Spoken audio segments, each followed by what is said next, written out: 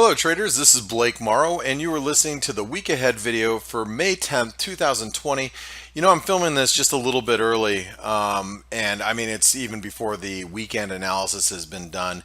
That's because tomorrow or Sunday, the day that you're probably watching this, is Mother's Day observed here in the United States. So therefore I'll be celebrating Mother's Day, not me, but celebrating it with my wife. Of course, or doing honeydews or things that we do around for Mother's Day. But I wanted to film this and get this out to you guys in time so I could celebrate tomorrow with my wife, and as she is a wonderful mother of my two children. So with that being said, I want to say if you guys haven't tried out ForexAnalytix, make sure you do so. It's only $1 for 10 days. And when you do try out ForexAnalytix, make sure you download the mobile app. It doesn't matter if you have an Apple, iPhone or an Android device. Make sure you go to the respective stores to download it. And it also doesn't matter if you are using the light or premium version. You still get the app, but while you're trying ForexAnalytix for $1, you get the premium version to test out. So it doesn't matter, like I said, it doesn't matter what version you're using ultimately. All right, so as I mentioned to you guys, the analysis is not going to be, well, it's not up to date yet, and it'll be up to date. It'll be uploaded through the rest of the weekend as my European coworkers they'll update all the analysis. But just so you guys know, this is how you get to all the analysis, and basic technical analysis will be updated with candlesticks throughout the course of the weekend. Okay, so I'm going to be covering live charts, or charts that I'm going to freshen up with you as we look into next week. But before I do so, I have to point out Bitcoin has just taken a really big stumble here. Just look at what's happened over the last couple hours.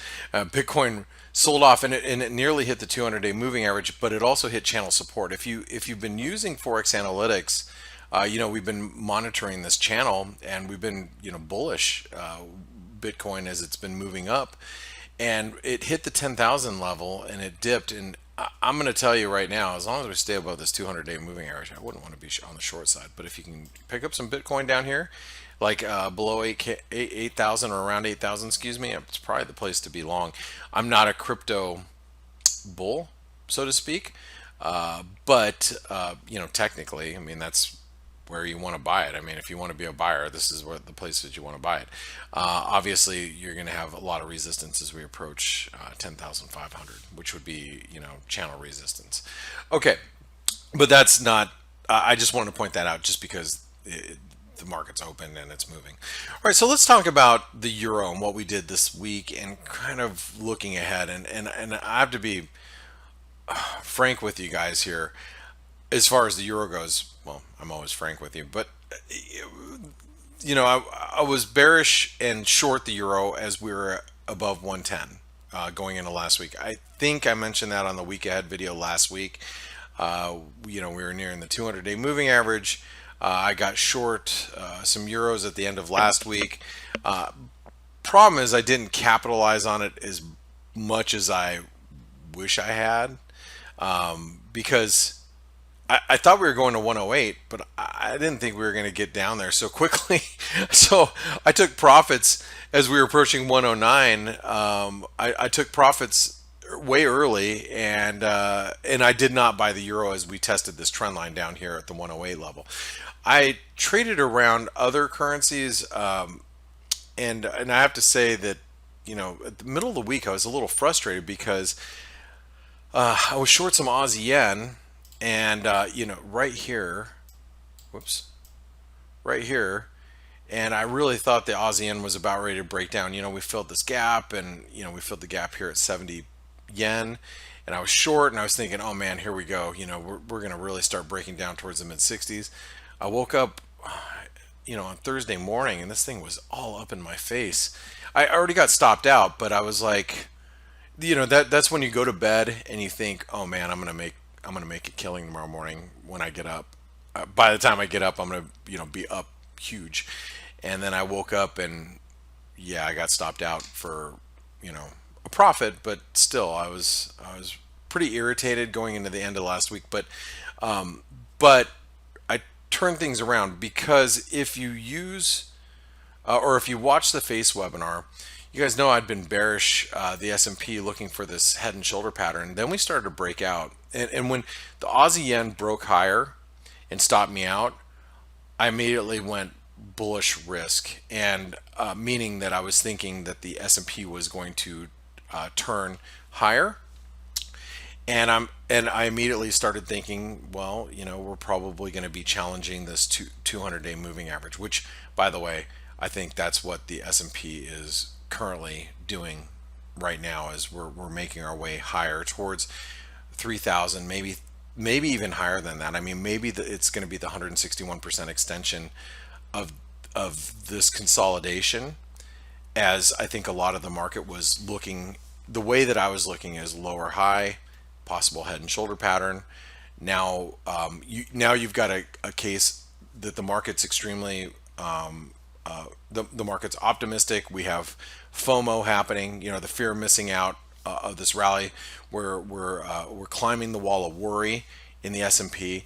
So because of that, and what I think is happening with the S&P, I'm actually short some dollar Mexican peso, which I'll talk about here in a second. But this I think is happening with the S&P, and we should be making our way towards 3,000, towards the 200-day moving average, and quite possibly even higher than that, towards 3,100. I still think that this is the time of year. The sell in May go away. Look, there's still a couple weeks left in May. I still think that we do have some problems that we're going to be facing here in the U.S. as we open up, and I think I'm a little concerned. I actually want to bring up this. Let me bring up this chart for you guys. Let me pull it up really quick. This was from Goldman Sachs this week, and I want you guys to look at this. Whoops, this is their research here. This is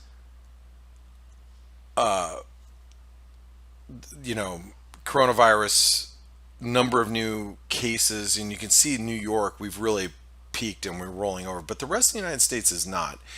And this, I think, is a little concerning, especially living in a place that I do here in Arizona. We're opening a lot of businesses like salons, and to people to get your nails done, and people in the Midwest and where I live do not take this as seriously as people in New York, New Jersey, and a lot of other places in the world. And my fear is that cases are going to accelerate or stay elevated here and in other places in the United States as well. Now, and I'm just talking from, I tend to be a little bit more sensitive to the situation, the coronavirus situation, since my office, my colleagues for the fund that I trade, they're out of Greenwich, Connecticut. So the there's New Yorkers, and obviously everybody's very sensitive to what's happening, and so therefore I get to hear all the stories and all the chatter. So when I live in the Midwest of the United States, people are very dismissive, and they don't take it as seriously. They're like, well, it's not affecting me, so, and there's a reason for that, because we're not in a concentrated area. But anyway, the point I'm trying to make here is that I think the situation that we're going to be dealing with the markets, whether we go to 3,000, 3,100, 3,200, probably has more to do with how does the virus, how does the rest of the United States take, how are we dealing with the virus, and is it accelerating cases and deaths outside of, let's say the East Coast or other hard hit places, and we'll see. I mean, only time will tell, right? It's not as I had mentioned to you guys, and I do every week during this week ahead video, I don't know, and I cannot pretend to know what's going to happen in the future. But that's one of the concerns that Goldman Sachs has, and then I do as well. Is do these cases stay elevated? You know, outside of the hot spots like New York or Los Angeles or maybe Washington State, places like that, or do they subside as well as we head into summer? And I think and how does the economy bounce back as a result? So anyway, the point I'm trying to make here is I think that equities, now that we've broken above the 2900 2930 level in the S&P, I think it's possible that we can challenge even higher levels as we continue to climb that wall of worry.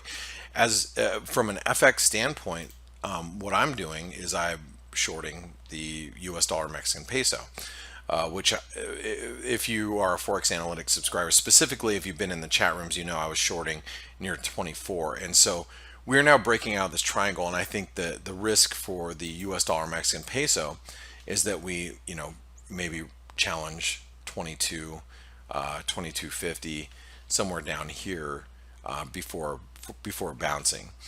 And you can see that as long as equities continue to stay bid and we continue to see risk on, you're going to see currencies like the Aussie, the peso, the Canadian dollar are going to continue to outperform.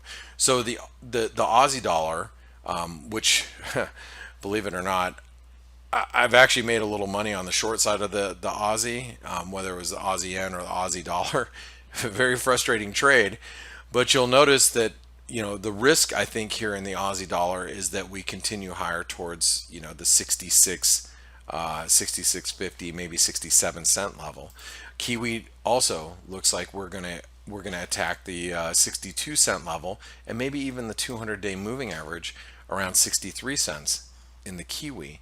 And if you look at the dollar Canadian, we had a false breakout of this trend line, which to me suggests that we're probably going to trade back down towards 137, 136.50. Again, this has more to do with risk appetite, and if things shift, there's a lot of things that could go wrong as stocks are moving higher.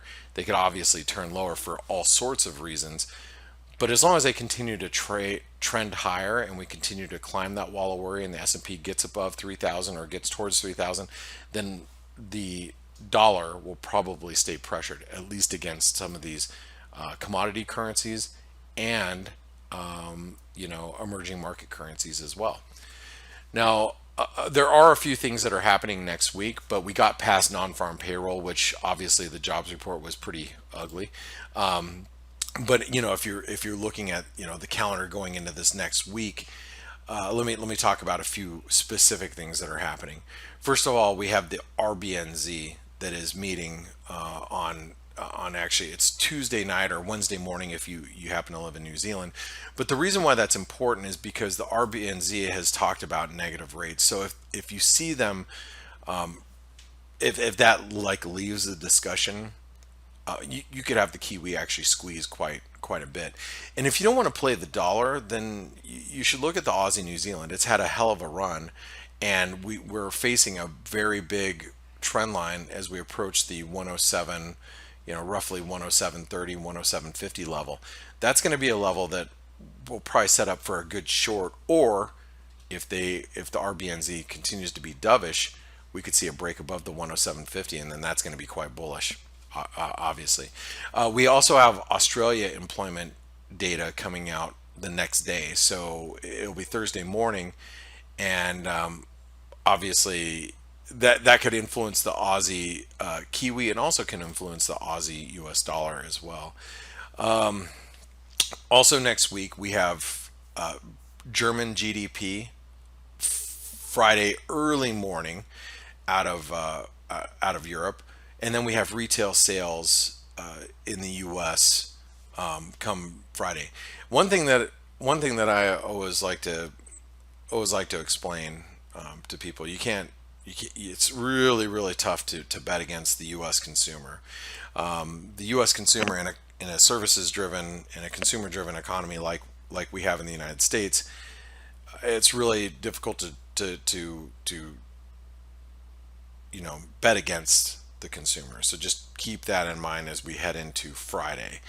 Guys and gals, if you found this video to be beneficial to you in any way, shape, or form, and you're watching us on YouTube, make sure you give us a thumbs up. Hey, thanks for putting these together, because my team that does all the splicing and dicing of the video content and putting in the nice graphics, they always feel better about producing these videos for you guys if they know that you're enjoying them. So give us a thumbs up, and that makes us always feel good. And also make sure you click the subscribe button if you are on YouTube. This way you don't miss any of the great interviews that Dale Pinker puts on throughout the course of the week, and you don't miss any of our F.A.C.E webinars. And remember, you can listen to our daily webinars, because it's important.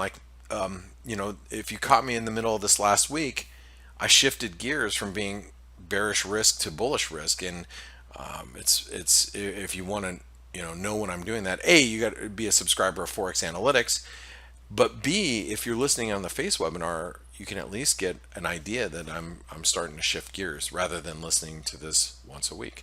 So guys and gals, I hope you have a great Sunday, and for all the moms out there, happy Mother's Day.